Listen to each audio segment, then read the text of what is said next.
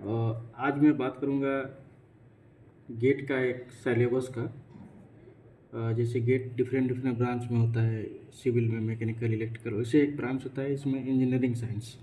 Engineering science को XC भी बोलते हैं। एक्सी उसका कोड ग्रेड कोड होता है, कोड में एक्सी में। एक्सी क्या होता है बेसिकली कि इसमें जो इंटर डिसिप्लिनरी ब्रांचेस जो होती है उसके लिए एक्सी लोग देते हैं, एक्सी गेट लिखते हैं। उसमें जैसे बहुत सारे ब्रांचेज आते हैं। पॉलीमर साइंस का आ जाता है। पॉलीमर साइंस के अलावा और भी बहुत सारे हैं सब्जेक्ट उसमें कंसिडर होते हैं। पॉलीमर साइंस हो गया, थर्मोडायनेमिक्स हो गया, मटेरियल साइंस हो गया, सोम हो गया।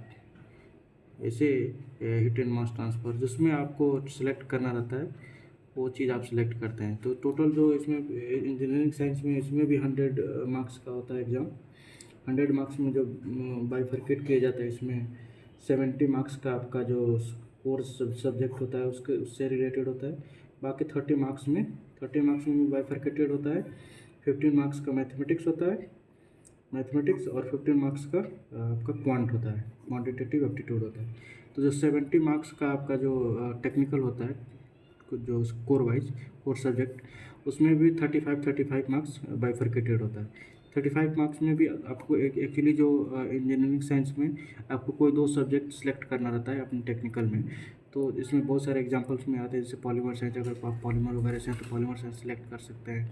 मटेरियल साइंस, थर्मोडायनेमिक्स हो गया, स्ट्रेंथ ऑफ मटेरियल हो गया, हीट एंड मास ट्रांसफ़र। ऐसे बहुत सारा डिफरेंट सब्जेक्ट का उसमें दिया रहता है, लिस्ट रहता है। तो आपको जो भी सिलेक्ट करना रहता है, तो उसमें 35 मार्क्स का दोनों होता है।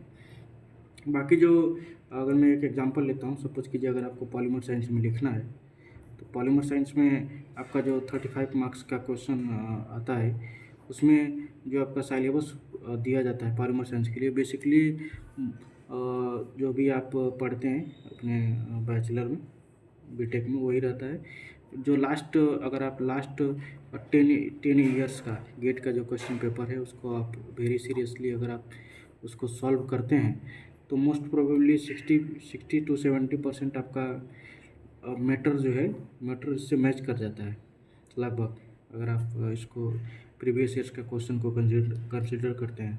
सो अपार्ट फ्रॉम दिस, आपको क्या करना रहता है कि इसमें भी बहुत सारा है, पॉलीमराइजेशन है, पॉलीमराइजेशन देख सकते हैं। उसमें जो कॉमन बुक होता है वी आर गवारकर का, वी आर गवारकर एक बहुत अच्छी बुक है पॉलीमर साइंस के लिए। और अगर आप मटेरियल साइंस लिख रहे हैं, मटेरियल साइंस में भी सेम होता है 35 मार्क्स का। 35 मार्क्स में भी अगर आप उसका जो, अगर लास्ट 10 ईयर्स का गेट का क्वेश्चन पेपर को